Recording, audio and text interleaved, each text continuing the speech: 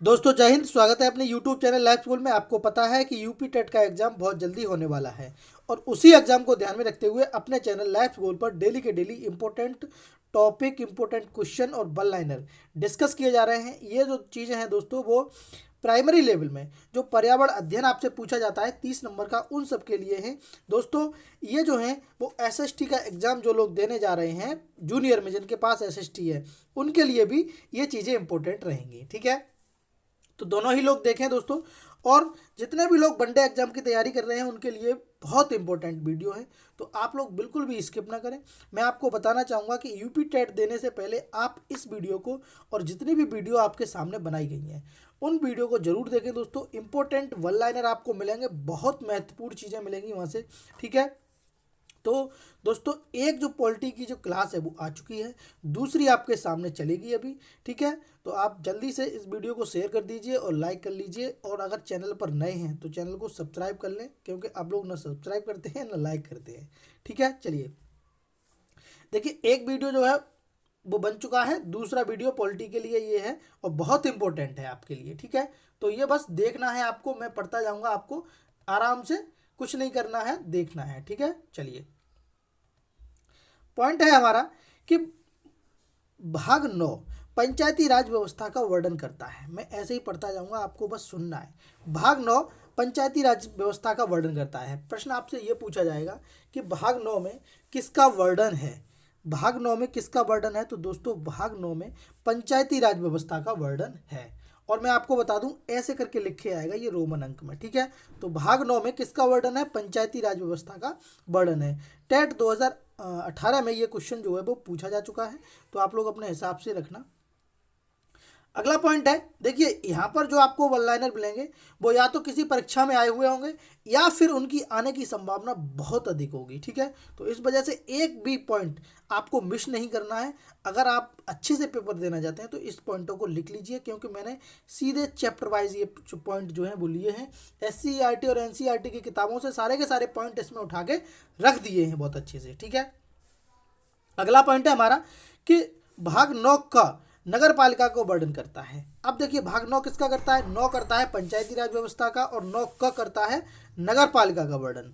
अगला पॉइंट है भाग 15। भाग 15 निर्वाचन का वर्णन करता है। किसका, भाग 15 निर्वाचन का वर्णन करता है।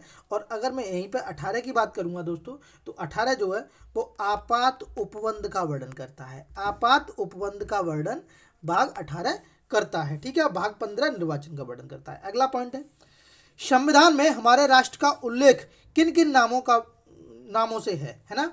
संविधान में हमारा जो देश है भारत, उसका नाम क्या क्या है संविधान में, तो दोस्तों भारत और इंडिया, दो ही नाम है, सिर्फ और सिर्फ भारत है और इंडिया है। तो आपको बस दो ही नाम देखने हैं संविधान की दृष्टि से। ठीक है, अगला पॉइंट है कि भारतीय संविधान की प्रस्तावना में समाजवादी शब्द किस संशोधन के तहत जोड़ा गया। बहुत अच्छा प्रश्न है, कई बार पूछा भी गया है। किस संविधान संशोधन के तहत जोड़ा गया, जल्दी से बताओ आप लोग। तो दोस्तों 42वें संविधान संशोधन के तहत जोड़ा गया क्या, समाजवादी शब्द प्रस्तावना में।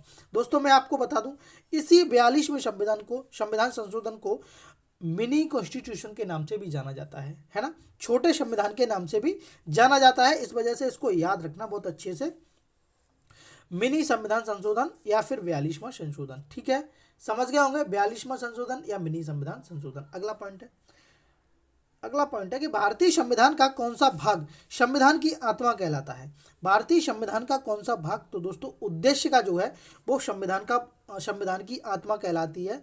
ठीक है, क्या उद्देश्य का जो है वो संविधान की आत्मा कहलाती है। संविधान की आत्मा से एक और क्वेश्चन है, वो मैं आगे बताऊंगा। अगला पॉइंट है, भारत में राजनीतिक सत्ता का प्रमुख स्रोत कौन सा है। देखिए, जब कोई भी वोटर किसी नेता को वोट नहीं देगा तो न तो सरकारें बनेंगी न नेता बनेंगे। तो सबसे मेन चीज क्या है, मेन चीज है जनता। ठीक है, जनता ही दोस्तों मेन इंपॉर्टेंट है ना, किसी भी सत्ता को खड़ा करने के लिए। ठीक, तो जो वोटर्स हैं वो हैं। किस सन में जनगण मन अपनाया गया था। टेट 2017 में ये क्वेश्चन पूछा गया है आपसे। अगर आपको यकीन नहीं हो तो पेपर उठा के देख लीजिए। मैं बार बार कह रहा हूँ कि इस वीडियो में इसमें जो कंटेंट है वो दोस्तों बहुत इंपॉर्टेंट है आपके पेपर की दृष्टि से। ठीक है, तो किस सन में दोस्तों जनगण मन अपनाया गया था? तो 24 जनवरी 1950 को दोस्तों तीन चीज़ें अपनाई गई थी। मैं आपको जल्दी से बता देता हूँ, लिख लीजिए। देखिए, एक तो जनगण मन, जनगण मन यानी कि राष्ट्रीय गान, ठीक है। दूसरा दोस्तों राष्ट्रीय गीत, है ना, राष्ट्रीय गीत कौन सा? वंदे मातरम। और तीसरा दोस्तों राष्ट्रपति। तीन चीज़ें जो हैं वो अपनाई गई थी और बहुत अच्छे से इनको पॉइंट को लिख लीजिए। मैं एक्स्ट्रा पॉइंट बताता हूँ, इसीलिए बताता हूँ, ठीक है। तो चलिए अगला प्रश्न है। अगला पॉइंट है कि भारत शासन द्वारा राजकीय चिन्ह कब अंगीकृत, कब से अंगीकृत किया गया? राजकीय चिन्ह की बात हो रही है, कब से अंगीकृत किया गया? तो दोस्तों 26 जनवरी 1950 को राजकीय चिन्ह जो है वो अंगीकृत अपनाया गया था।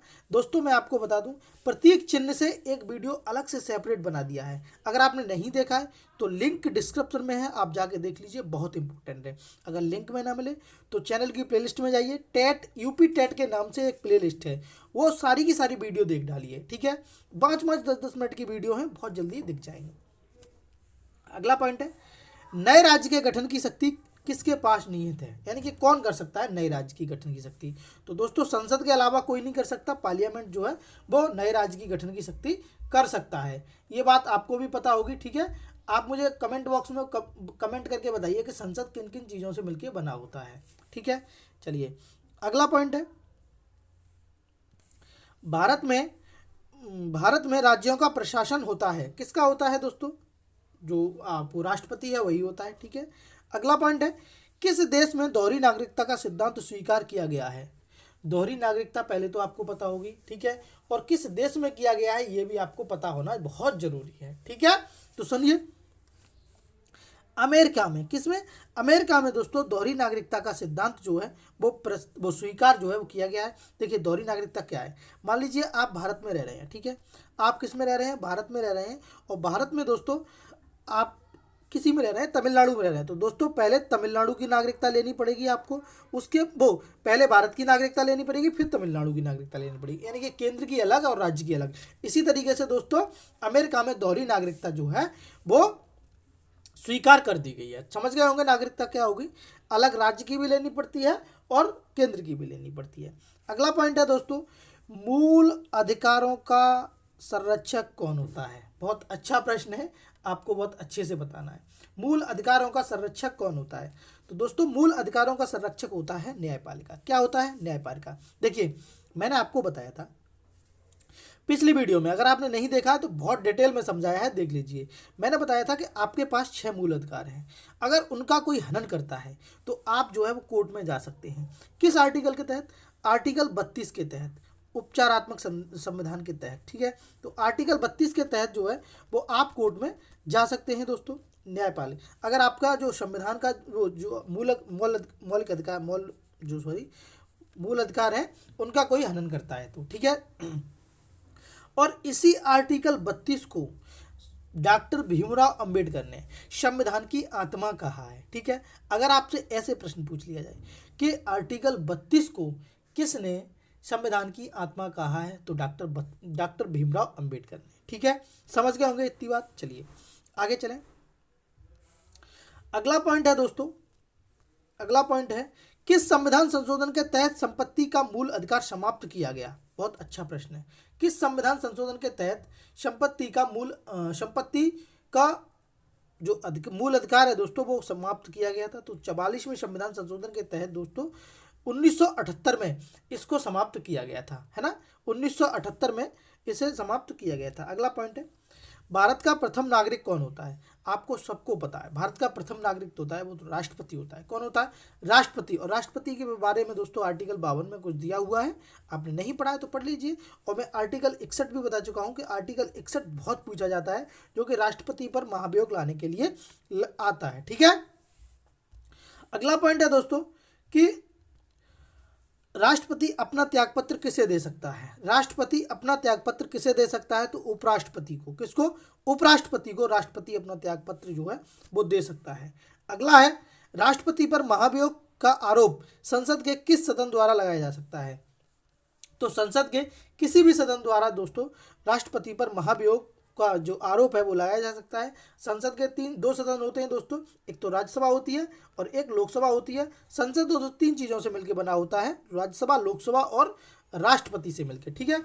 तो संसद के दो सदनों के किसी भी सदन के द्वारा दोस्तों जो राष्ट्रपति पर महाभियोग है वो लाया जा सकता है, ठीक है। चाहे राज्यसभा से प्रस्ताव पारित किया गया हो, चाहे लोकसभा से किया गया हो, ठीक है। अगला पॉइंट है,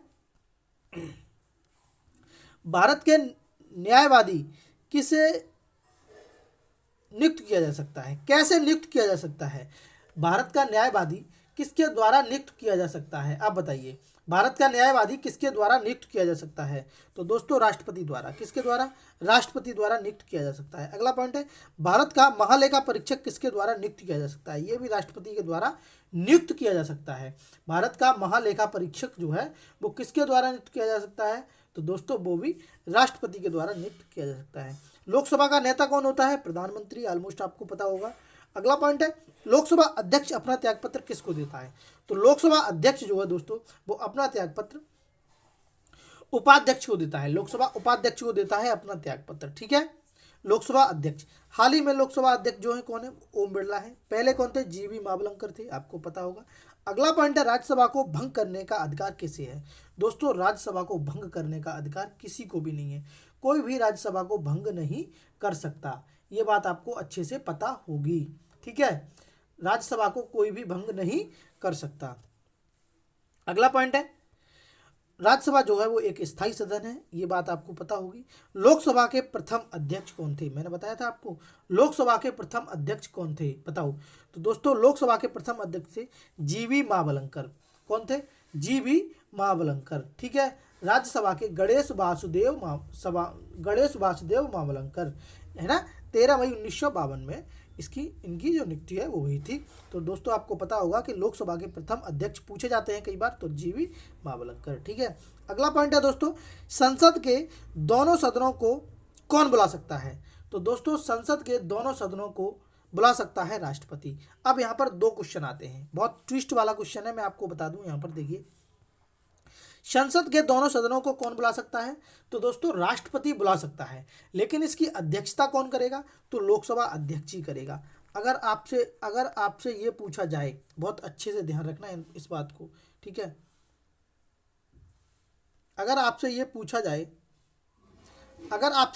जाए कि संसद के दोनों सदनों को कौन बुला सकता है, तो राष्ट्रपति बुला सकता है। अध्यक्षता कौन करेगा? तो लोकसभा अध्यक्ष करेगा। ये बात दोनों अलग हैं, तो याद रखना, ठीक है। अगला पॉइंट है, सर्वोच्च न्यायालय के न्यायाधीशों को कौन शपथ दिलाता है? तो दोस्तों सुप्रीम कोर्ट के न्यायाधीशों को राष्ट्रपति शपथ दिलाता है। कौन दिलाता है? राष्ट्रपति, ठीक है। अगला पॉइंट है, भारत में उच्चतम न्यायालय का उद्घाटन कब हुआ? भारत में उच्चतम न्यायालय जो हाई कोर्ट है उनका उद्घाटन जो है वो कब हुआ?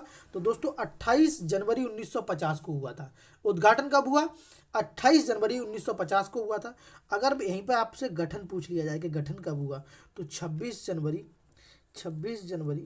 1950 को हुआ था। 26 जनवरी 1950 को हुआ था। गठन कब हुआ? 26 जनवरी 1950 को, और जो उद्घाटन है वो 28 जनवरी 1950 को। अगला पॉइंट है, उच्चतम न्यायालय के न्यायाधीशों की संख्या में वृद्धि करने का अधिकार किसको है? आर्टिकल 124 यानी कि 124 के तहत दोस्तों संसद को हुआ है। किसको है? संसद को है। विधान परिषद क्या है? एक स्थायी सदन है। क्या है दोस्तों? एक स्थायी सदन है। विधान परिषद क्या है? एक स्थायी सदन है। इसका कार्यकाल, इसके सदस्यों का कार्यकाल कैसा होता है दोस्तों? 6 वर्ष होता है। जैसे दोस्तों राज्यसभा होती है, उनके सदस्यों का कार्यकाल कितना होता है? उसके भी 6 वर्ष होता है। इसी भी तरीके से दोस्तों इसे कभी भंग नहीं किया जा सकता, है ना। इसे समाप्त तो कर सकते हैं लेकिन भंग नहीं कर सकते विधान परिषद को, ठीक है। अगला है दोस्तों, किसे भंग नहीं किया जा सकता पर समाप्त किया जा सकता है? तो मैंने अभी बताया था आपको, विधान परिषद को भंग नहीं किया जा सकता और समाप्त किया जा सकता है। दोस्तों आपसे एक बहुत महत्वपूर्ण प्रश्न है, अगर आपने अच्छे से पॉलिटी पढ़ी है तो मैं आपसे एक प्रश्न पूछूंगा कि मुझे कमेंट बॉक्स में ये करके बताइए कि विधान परिषद किन किन राज्यों में है, करंट में किन किन राज्यों में विधान परिषद है अभी, ठीक है। जल्दी से कमेंट बॉक्स में बताइए अगर आपने बहुत अच्छे से जो पॉलिटी है वो पढ़ी है। दोस्तों अगर वीडियो अच्छी लगी हो, कंटेंट अच्छा लगा हो, तो यार शेयर कर दीजिए। आप लोग न तो शेयर करते हो, न सब्सक्राइब, न लाइक, क्या कर रहा है फिर, है ना। तो कर दीजिए भाइयों, शेयर कर दीजिए, लाइक कर दीजिए और सब्सक्राइब कर दीजिए। मिलते हैं अगली वीडियो में, तब तक के लिए धन्यवाद। जय हिंद।